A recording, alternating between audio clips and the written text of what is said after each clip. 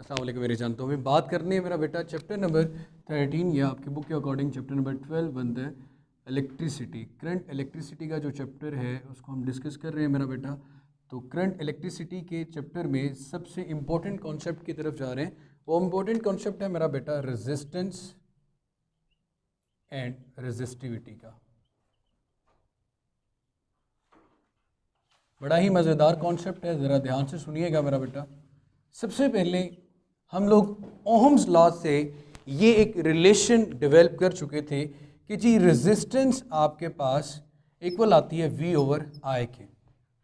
अब गौर करें मेरा बेटा, हम ये कहते हैं कि जी वोल्टेज की वैल्यू बढ़ा दें तो I की वैल्यू बढ़ जाती है।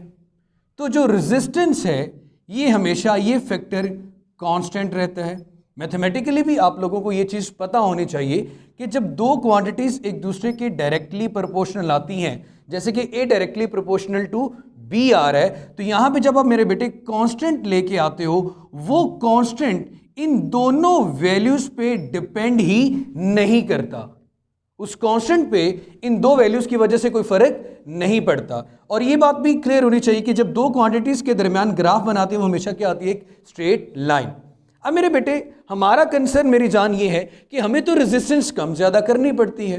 तो रेजिस्टेंस को अगर कम या ज्यादा करना है तो जहरी सी बात है हमें इसकी डिपेंडेंस का पता होना चाहिए कि रेजिस्टेंस डिपेंड किन फैक्टर्स पे करती है। तो मेरे बेटे एक्सपेरिमेंट्स ने ये बात साबित की, like if you have a wire जिसकी लेंथ आपके पास L है, अगर आप इसकी लेंथ को थोड़ा सा बढ़ा देते हैं तो वायर ऑफ लेंथ को बढ़ाने से ये चीज ऑब्जर्व की गई कि रेजिस्टेंस भी बढ़ गई। तो हमने कह दिया कि R और L में डायरेक्ट रिलेशन है।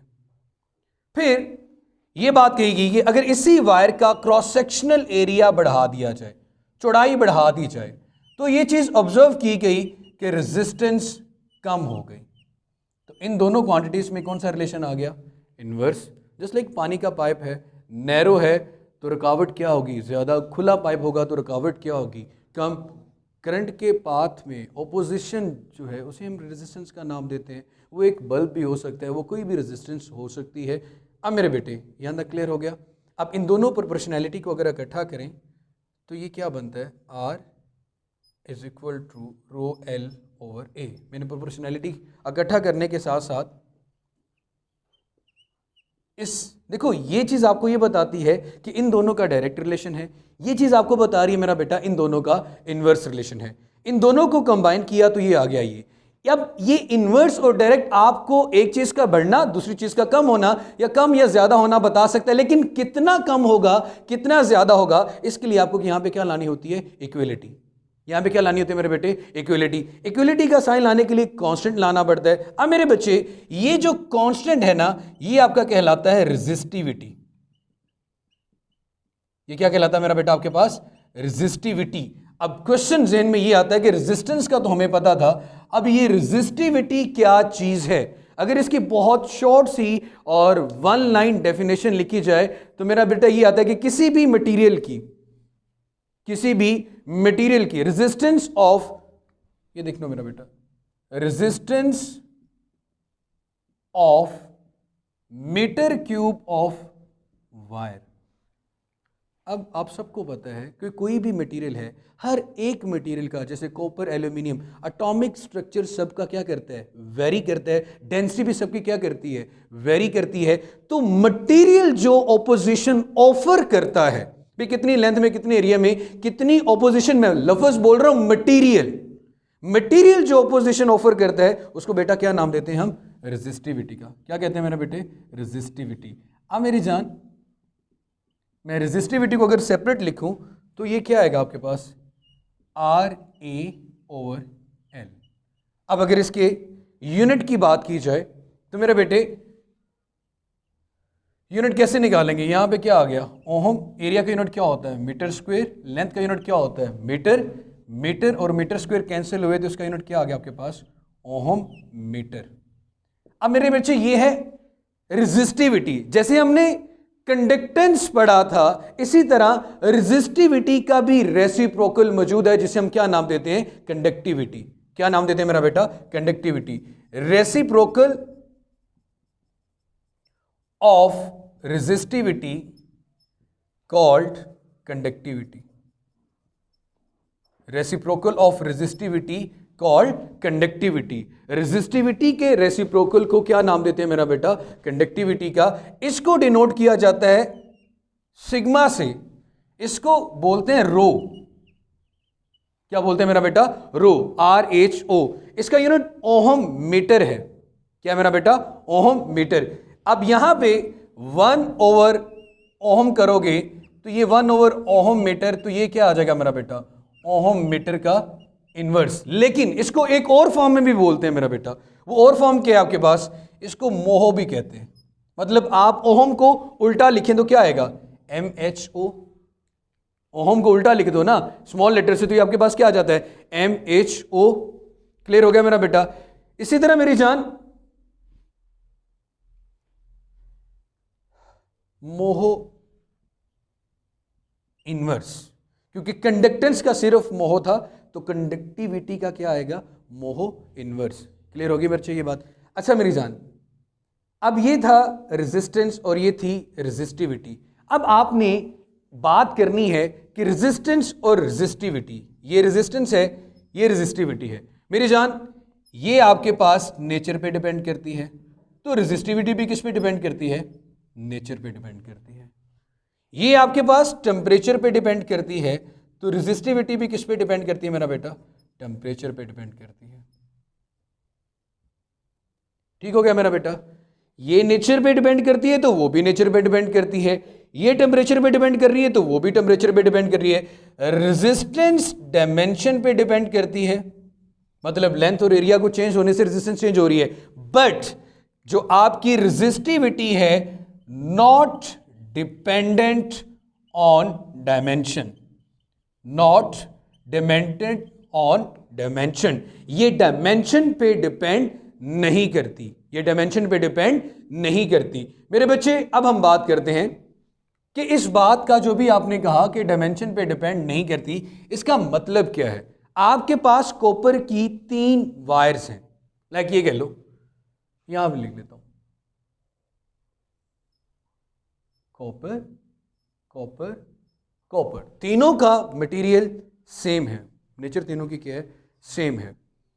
अब मेरे बेटे, अगर आप इनकी रेजिस्टिविटी की बात करोगे तो रेजिस्टिविटी तीनों मटेरियल की क्या है? सेम। क्योंकि मटेरियल सेम है तो रेजिस्टिविटी क्या होगी? सेम। क्योंकि ये डायमेंशन पे डिपेंड नहीं करती कि वायर छोटी है वायर बड़ी है, इससे इसको कोई फर्क नहीं पड़ता। लेकिन अगर बात करो रेजिस्टेंस की, तो जिसकी लेंथ ज्यादा होगी उसकी रेजिस्टेंस भी ज्यादा होगी, जिसकी लेंथ कम होगी उसकी रेजिस्टेंस भी कम होगी। इन जनरल आप कह सकते हैं जी R1 ग्रेटर देन है R2 and R2 greater than है R3।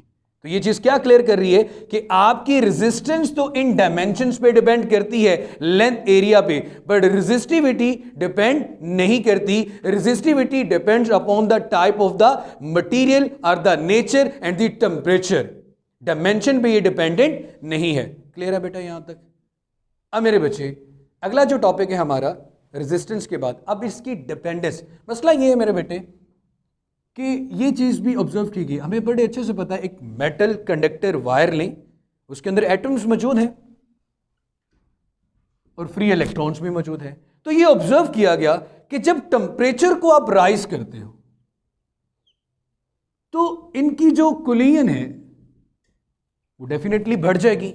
जब कुलियन बढ़ेगी तो ये ज्यादा टकराव में, ज्यादा टकरे खाएंगे एक दूसरे के साथ, तो रुकावट बढ़ गई।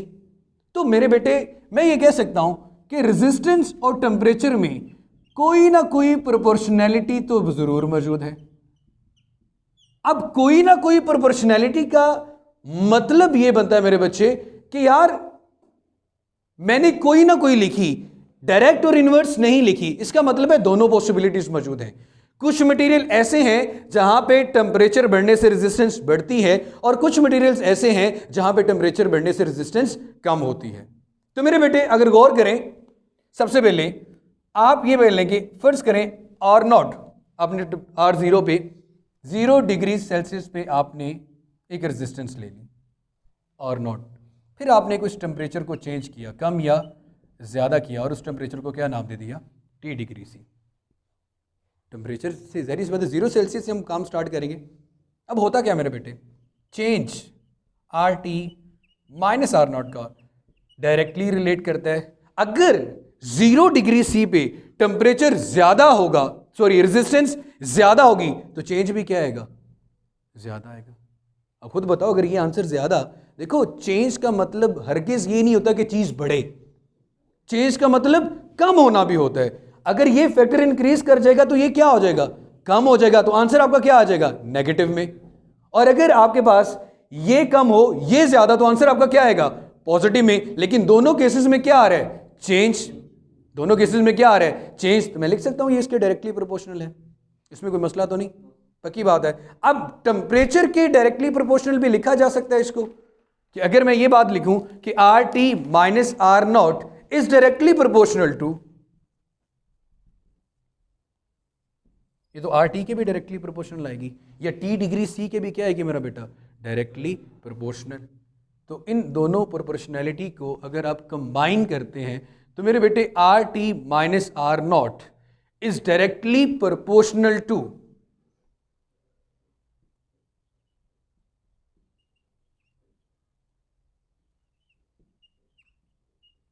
यहाँ पे सिर्फ टी लिखा होता है, ये आ गया मेरा बेटा, इनके डायरेक्टली रिलेटेड आ गई। इस प्रोपोर्शनैलिटी के साइन को खत्म करने के लिए क्या कर लाना पड़ेगा, कांस्टेंट।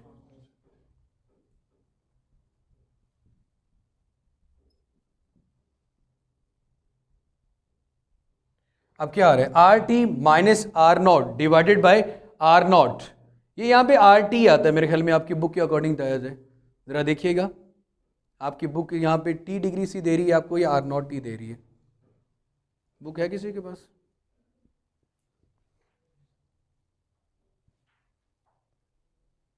बुक ही दे दो ना मेरी जान।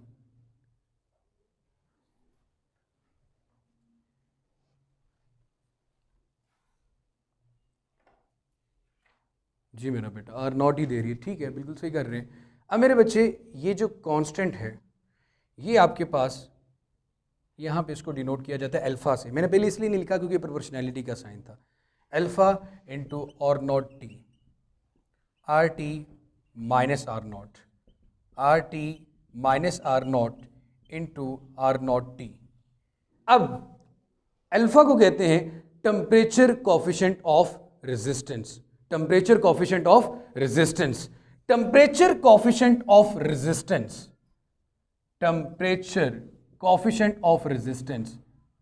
मेरे बेटे अगर आप इसके सबसे पहले यूनिट की बात करें तो ऊपर रेजिस्टेंस का चेंज है तो ऊपर भी ओहम आ जाएगा, नीचे क्या आएगा ओहम, और टी टेम्परेचर को रिप्रेजेंट कर रहा है तो केल्विन आ गया, तो ओहम ओहम से कैंसिल, तो इसका यूनिट क्या बन रहा है, केल्विन इनवर्स। अब मेरे बेटे वो माजरत इसलिए क्योंकि हम पंजाब की बुक ज़हन में होती तो कभी कभी गलती ना हो जाए, R T minus R not divided by R not T. अब यहां से हमें क्या इंफॉर्मेशन मिलती है, या हमने ये जो रिलेशन डेवलप किया है ये चेंज हमें क्या बताता है, ये चेंज हमें ये बताता है मेरा बेटा कि अगर आपके पास रेजिस्टेंस बढ़ रही है टेम्परेचर के इंक्रीज करने से, तो आपके पास अल्फा की वैल्यू पॉजिटिव आएगी। अगर टेम्परेचर बढ़ने से, टी के बढ़ने से आर टी बढ़ रहा है तो डेफिनेटली ये वाला फैक्टर ज्यादा होगा, ये वाला फैक्टर कम होगा। पहले वाला फैक्टर अगर ज्यादा होगा तो आंसर हमेशा क्या आएगा, पॉजिटिव। आंसर हमेशा क्या आएगा, पॉजिटिव। तो टेम्परेचर कोफिशिएंट की वैल्यू क्या आएगी, पॉजिटिव। इसे कहते हैं पीटीसी, पॉजिटिव टेम्परेचर कोफिशिएंट। और ये बिहेवियर किस में ऑब्जर्व किया गया, इसकी सबसे बेस्ट एग्जांपल्स आपकी सारी मेटल्स हैं। All the metals behave the positive temperature coefficient, या आप ये कह सकते हो कि यहां पे टेम्परेचर के बढ़ने से, यहां पे रेजिस्टेंस ली थी, ये मेटेलिक वायर है, मेटेलिक वायर में टेम्परेचर के बढ़ने से कुलियन बढ़ती है और कुलियन के बढ़ने से रेजिस्टेंस इंक्रीज कर जाती है। तो ये आपके पास क्या आ गया, पॉजिटिव टेम्परेचर कोफिशिएंट, कि यहां पे रेजिस्टेंस का जो टेम्परेचर के साथ रिलेशन है वो बेटा क्या है, डायरेक्ट रिलेशन है। मैंने यहां कहा था कि ये प्रोपोर्शनैलिटी मैंने डायरेक्टली नहीं लिखी ना इनवर्सली लिखी, इसका मतलब है कि दोनों पॉसिबिलिटीज मौजूद हैं। टेम्परेचर के बढ़ने से रेजिस्टेंस बढ़ भी सकती है, टेम्परेचर के बढ़ने से रेजिस्टेंस कम भी हो सकती है। अब यहां पे आते हैं मेरा बेटा, दूसरे हैं आपके पास negative temperature coefficient. Negative temperature coefficient में रेजिस्टेंस और टेम्परेचर का इनवर्स रिलेशन है, लेकिन इसकी एग्जांपल क्या है मेरा बेटा, फोर्थ ग्रुप के जितने भी एलिमेंट्स हैं जिसमें आपके पास क्या आता है, सिलिकॉन, जर्मेनियम, कार्बन, इन सब में टेम्परेचर के बढ़ने से रेजिस्टेंस कम होती है। इन सब में टेम्परेचर के बढ़ने से रेजिस्टेंस कम होती है। आपने थर्मिस्टर भी पढ़ा होगा, आपने एलडीआर भी पढ़ा होगा, याद है मेरा बेटा? जितने भी semiconductor thermistor, heat sensitive resistor जिसे कहते थे, एलडीआर होता है लाइट डिपेंडेंट रेजिस्टेंस, जैसे आप पढ़ोगे तो वहां पे जब हीट फॉल की जाती है तो वो पहले कंडक्शन मोड में नहीं होता, उसके बाद वो कंडक्शन में आ जाता है। जब कोई चीज में से करंट फ्लो करना शुरू करे तो आप कहते हैं वहां पे रेजिस्टेंस क्या होगी है, कम होगी। अब क्वेश्चन ज़हन में ये आता है कि यार बात तो ठीक है, यहाँ पे भी एटम्स हैं, यहाँ पे इनवर्स रिलेशन क्यों है? बेटे आपको पता होगा कि जितने भी सेमीकंडक्टर्स हैं, यहाँ पे जो चार्ज कैरियर्स हैं या इलेक्ट्रॉन या आपके पास करंट मौजूद है, तो वो दो चीज़ों की वजह से मौजूद है, एक इलेक्ट्रॉन्स और दूसरे आपके पास क्या हैं, होल्स। और अगर आप मेरा बेटा मेटल्स की बात करो तो यहाँ पे इंटरेक्शन एटम का है किसके साथ मेरा बेटा, इलेक्ट्रॉन के साथ। क्लियर होगी? तो यहाँ पे टेम्परेचर के बढ़ने से रेजिस्टेंस कम होती है, रुकावट कम होती है, और यहाँ पे टेम्परेचर के बढ़ने से रुकावट बढ़ती है। अब मैं अपने टॉपिक को थोड़ा सा समराइज़ करूँ तो ये है मेरा बेटा कि ये ओहम लॉ तो कहता है कि भाई रेजिस्टेंस सेम रहेगी। ऐसी डिवाइसेस जो ओहम लॉ को ओबे करें उन्हें ओहमिक डिवाइसेस कहते हैं। मेटल भी उसमें आती है, लेकिन उस वक्त हम लिमिटेशन लगाते हैं। ओहम लॉ की लिमिटेशन है पोटेंशियल डिफरेंस स्टैंडर्ड हो, टेम्परेचर नॉर्मल रूम टेम्परेचर हो। तो यहाँ पर आप क्या कर रहे हो, टेम्परेचर को बढ़ा रहे हो, तो रेजिस्टेंस क्या हो रही है, चेंज। हमें अपनी डिवाइसेस में रेजिस्टेंस की वैल्यू कम भी चाहिए होती है, ज़्यादा भी चाहिए होती है। तो यहाँ तो प्रोपोर्शनैलिटी ये बताती कि रेजिस्टेंस तो क्या रहेगी, सेम। तो चेंज करने के लिए हमने डायमेंशन चेंज की तो रेजिस्टेंस क्या हो गई, चेंज होगी। तो वहाँ से हमने रेजिस्टिविटी के बारे में पढ़ा कि रेजिस्टिविटी तो डायरेक्टली डिपेंड करती है मटेरियल पे, उसका कोई लेना देना नहीं है कि आपके पास उसकी डायमेंशन को आप क्या चेंज करो। लेकिन एक चीज़ मैंने यहाँ पे लिखा था मेरा बेटा कि जो रेजिस्टिविटी है ये भी डिपेंडेंट है किस में मेरा बेटा, टेम्परेचर पे, और जो रेजिस्टेंस है वो भी डिपेंडेंट है किस पे, टेम्परेचर पे। तो क्या मैं ये वाला फॉर्मूला जो यहाँ पे लिखा हुआ है, अगर मैं इसको ऐसे लिखूँ, rho T minus rho not into rho not into T, लिखा जा सकता है इन टर्म्स ऑफ रेजिस्टिविटी। तो आप लिख सकते हैं क्योंकि दोनों की डिपेंडेंट किस पे है मेरा बेटा, टेम्परेचर पे। तो वहां पे भी अगर यहाँ पे ये होता कि आपके पास resistivity at 0 degree C, resistivity at T degree C, तो उसका चेंज देख लेते तो सेम रिलेशन डेवलप होता। तो इस फॉर्म में भी आपकी बुक में ये लिखा हुआ है, और इसका जो कंपैरिजन है कितना चेंज आया कितने टेम्परेचर पे, आपको एक कांस्टेंट वैल्यू केल्विन इनवर्स में देता है, जो आपको ये बात बताता है, पॉजिटिव टेम्परेचर कोफिशिएंट ये चीज बताता है कि रेजिस्टेंस और टेम्परेचर का डायरेक्ट रिलेशन है। बेस्ट एग्जांपल्स हमारे पास मेटल्स आ गई। नेगेटिव टेम्परेचर कोफिशिएंट का मतलब क्या है कि अगर आपके पास रेजिस्टेंस T डिग्री पे कम हो रही है मेरे बेटे, जब ये फैक्टर कम आएगा, ये ज्यादा होगा, तो आंसर आपका क्या आएगा, नेगेटिव। जब अल्फा नेगेटिव में आएगा तो आप कहेंगे ये क्या है, नेगेटिव टेम्परेचर कोफिशिएंट। तो मेरे बेटे फोर्थ ग्रुप के एलिमेंट्स या फिर हम इन्हें क्या कहते हैं कि सेमीकंडक्टर्स जितने भी हैं वो कौन सा बिहेवियर शो करते हैं मेरा बेटा, आपके पास नेगेटिव टेम्परेचर कोफिशिएंट। तो यहां तक मेरा बेटा आज का हमारा टॉपिक, कल मुलाकात होगी। खुश रहें, जीते रहें, आबाद रहें। आप लोगों का भी कोई क्वेश्चन होता है तो कमेंट सेक्शन में भाईजान पूछ सकते हैं। चैनल सब्सक्राइब नहीं किया हुआ तो MM नज़ीर चैनल को भी सब्सक्राइब कर लें। अल्लाह हाफिज़।